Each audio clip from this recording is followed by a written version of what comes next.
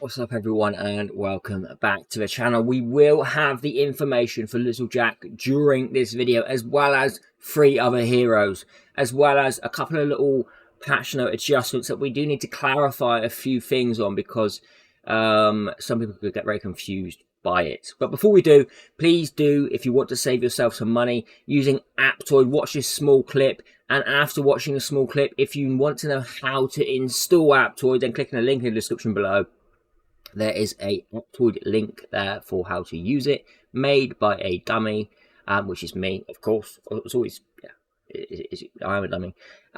So yeah, if you want to support me on my channel using CarzakTheBull and Aptoide, it's very much appreciated. Thank you everyone who already does, and those looking to, thank you as well.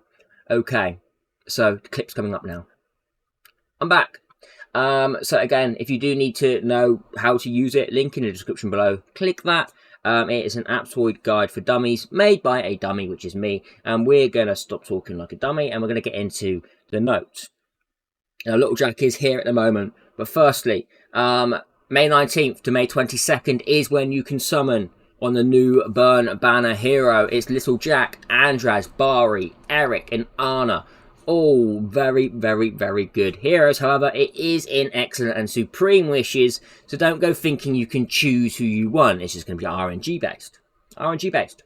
Teres, Backins, Gunnar, and Feist are the epic heroes. Feist is a very good burn epic, because he initially puts on AoE burn, and we can trigger that with someone else. We can clear a wave quite fast. Remember, Little Jack is a limited time hero. He won't be returning for quite some time after this. So if you do decide that you want him, this is going to be the time to get him. This is going to be the time to get him. Gift of Heaven is back May 23rd to May 26th. The goal reward of this session is a Legend Phantom Dragonite as normal. Number 3, they've added Chapter 15 Coral Reefs to the new journey in campaign stages. You should know that there's obviously only 2 at the moment. There's going to be a 3rd one released, and then we're going to wait for that 4th one still so we can get our 3 legend heroes. But there will be some rewards as well based around the release of this 15 chapter, or Chapter 15.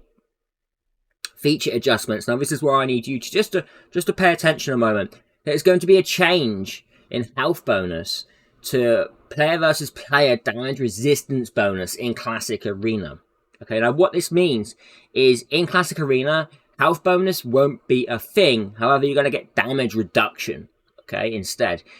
Just to note, this isn't going to change for PvE. You will still get your health bonus in PvE. Please don't go thinking you're going to be getting nerfed on your health burn heroes. That's not the case. You're still going to get your health bonus for PvE. You will just not get it for PvP. You will, however, get the damage resistance bonus in Classic Arena instead. They've moved the boss guide button to the stage list interface. Adventurers can now check the boss guide in unlocked stages. And number 3, they've added regression potion purchase feature in the event market. So, you know, a bit more options for us to get regression potions as well, which is always good. Okay, say enough, Carzak. Enough, that's enough. I want to hear about Little Jack. I know you do. I know you do. I know you do, and it's coming. It's coming. So hero adjustments. Hero adjustments. Let's have a look here. So this is what I'm going to do is I'm going to put up what's there before, and then I'm just going to read after, because I don't want to be going on for hours and hours and hours, and everyone gets fed up with me anyway, and I don't blame you. I get fed up myself. So let's just talk about Little Jack. We're going to talk about the afters, not the befores. Remember, you can read the befores and listen to the afters. So after Little Jack on his basic. Well, let me just move this over so I can read it off more easily. So here we go. Okay. Deals 100% attack damage to a single enemy and inflicts 180% up to 220% attack detonation damage with a 40 to 60% chance to inflict 1 layer of burn for 2 turns. You know, he is becoming a burn hero. I did make you guys aware of that. That basic isn't huge, but it's still a nice basic. But now things started to get impressive. This was his before, and now he deals 100% to 145% attack damage to all enemies and inflicts extra 100 to 145% attack damage the more layers of candy bomb the targets have. Okay, so that will build up. So if they have more layers of candy bomb, you're going to be dealing even more attack damage. But it's not just that. It's not just that. The more extra damage down, up to, so you can have 5 layers, 500% and 725% it will cap out at. This extra damage is considered as burn damage. So it's a lot more damage than just your attack, okay? AoE burn damage at 500% or 725% is disgusting. That's disgusting. That's crazy. I can really see him just one nuking waves in that sense. Okay, passive trick or treat. This was before, and remember this counts all the time. If allies deal damage during their turns, when the turns end, Little Jack has a 60 to 100% chance to inflict 1 layer of candy bomb on the targets and do extra damage equal to 10 up to 20% of his attack at least. Caps at 50 to 100%. Remember, it's 5 layers of candy bomb. This attack damage is considered as burn damage and skill damage, so furthermore, it's burn, burn, burn, burn, baby, burn. The more layers of candy bomb the targets have, the more extra damage dealt. Each enemy can have up to 40 layers. Wait, what? 40 layers of candy bomb. This effect cannot be triggered by pursues and attacks. So, you know, his passive is getting very strong as well. Now, this final trick or treat or trick and treat skill is going to be nasty. This was before, and after this, just listen, and it's going to get even worse with exclusives. Summons 4 pumpkin bombs continuously. Each of them deals 240% up to 285% of attack damage and 240 to 285 of burn damage to a random enemy and inflicts 1 layer of candy bomb on the target. Remember, the candy bombs are going to be increasing the damage.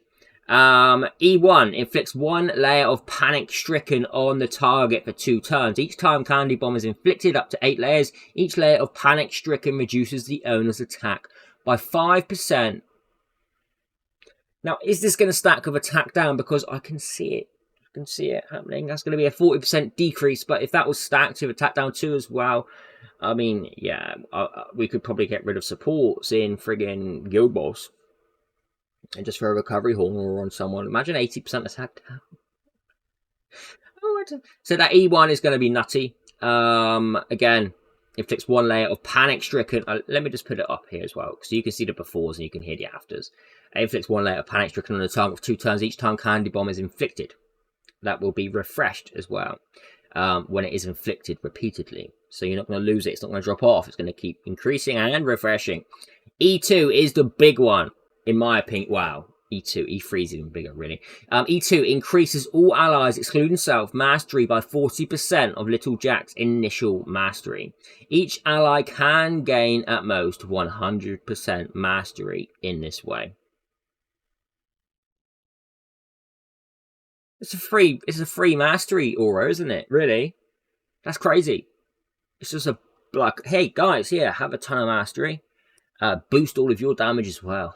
Boost all of your damage as well. Okay, E3 gains 1 layer of pumpkin. After casting Trick and Treat, each layer provides 1 more pumpkin bomb summoned. Trick and Treat up to 10 layers will not be removed when Little Jack dies or at the wave transition. Reduces the cooldown of Trick and Treat by 2 turns if no enemy is killed after casting. So if no enemy is killed, which they will be killed, I can guarantee you they will be killed, because can you imagine what we just spoke about on Trick and Treat? He summons 4 pumpkin bombs, each one dealing, say, 285% attack damage and then 285% of burn damage. Right? 14 of those?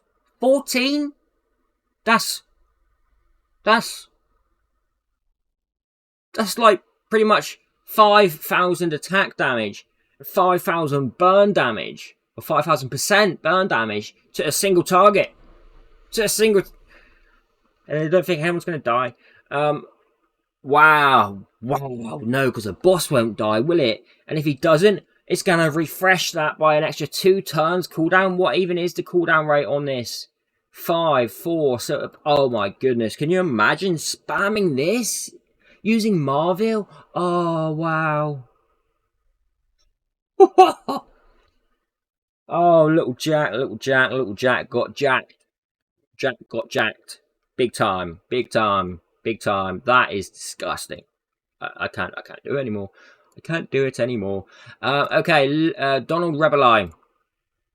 Those of you, yeah, Little Jack is going to be freaking insane, especially for bosses, like crazy. Again, Donald Rebelline, we're going to read the afters. I'm not going to do the befores. You can read it here. It's more like skill adjustments. I will take note of it, the things that have changed. So it's the same as this. However, he's dealing a bit more damage. Is he dealing more damage? 120? No, he's just dealing a more chance to stun. More chance to stun on this. There has been no other change other than the increase the chance on stun. Okay, perfect strike. Wait.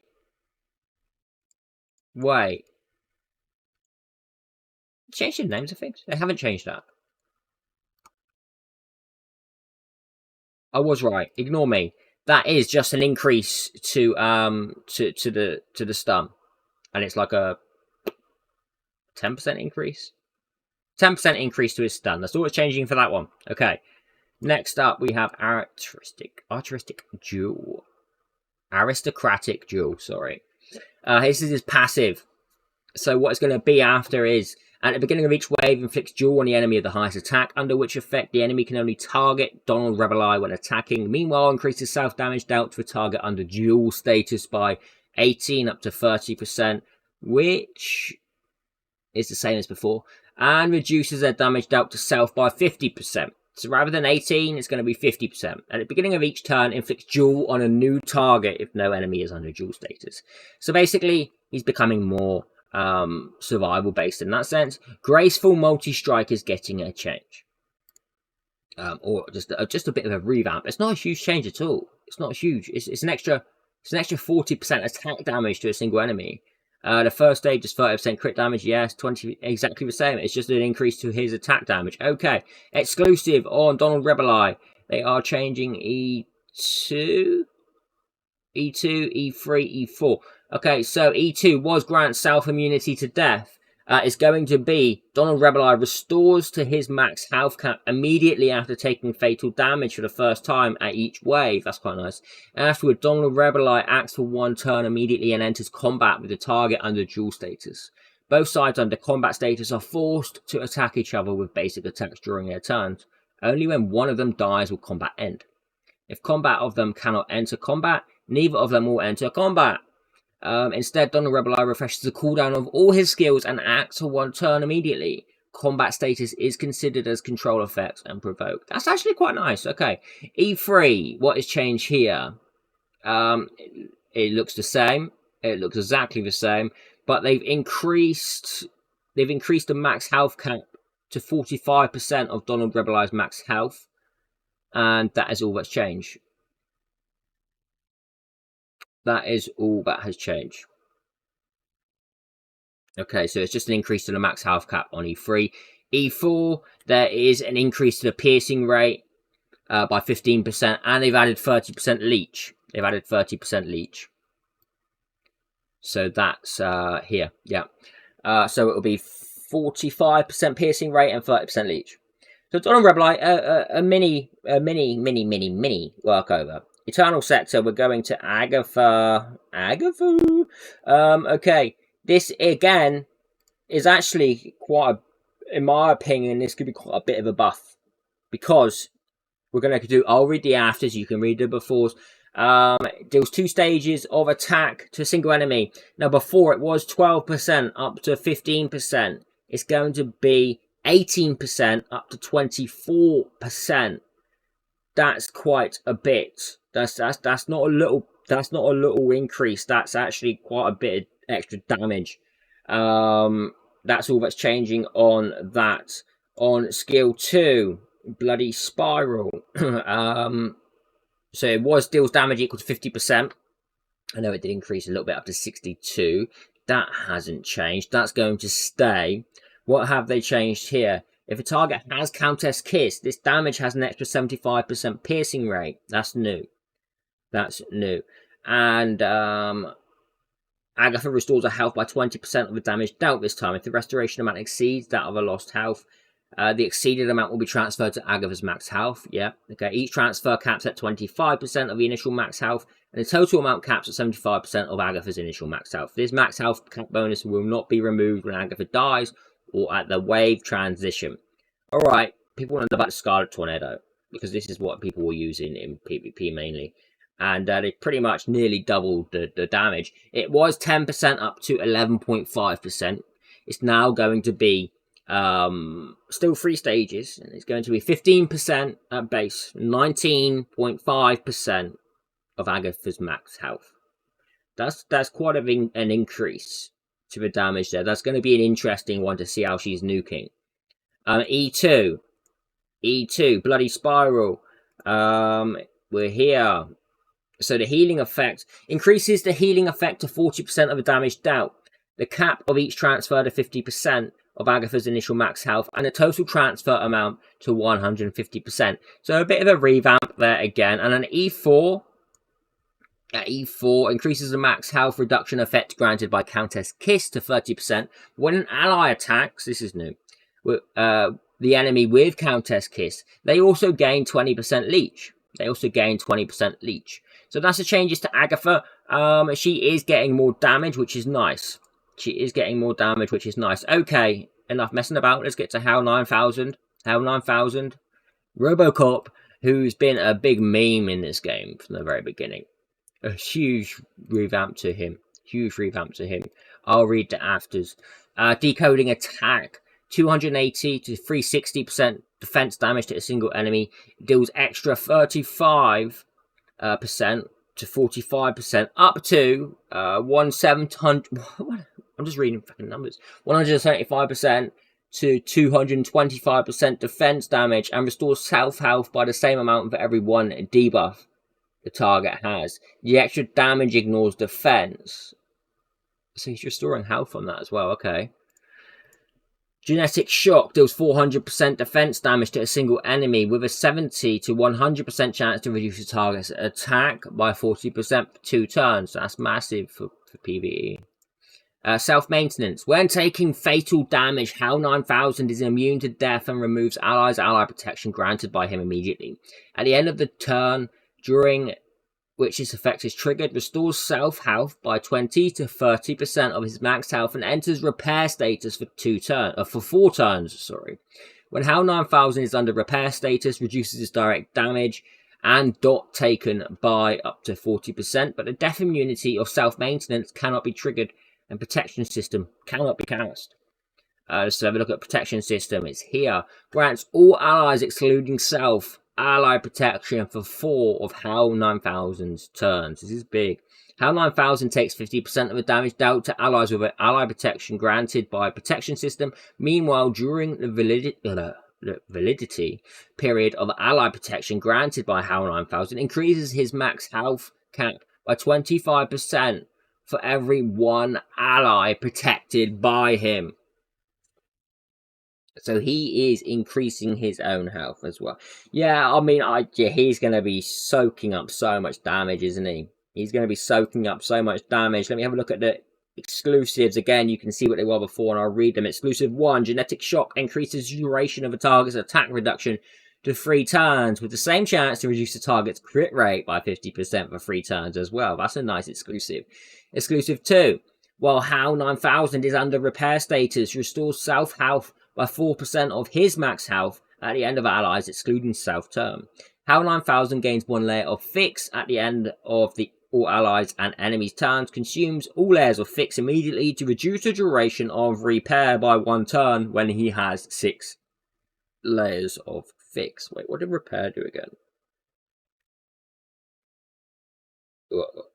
Oh, his repairs on his passive, right? Yes, okay, that's on self-maintenance.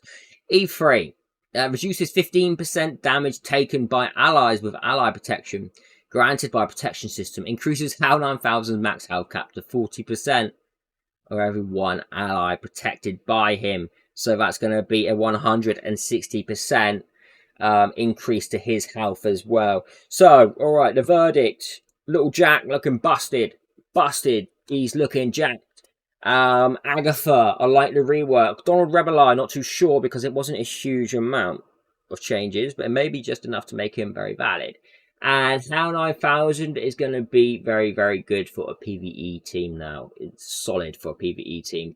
very good support hero in that regard. And that is it for the patch notes. Hope you guys like it. Don't forget, if you do need to know how to install Aptoid on your PC, link in the description below, using Carzak 5. Support me and my channel, and save yourself some money at the same time. I'll see all of you on the next video. Take care. Have a fantastic day, evening, wherever you are. Goodbye.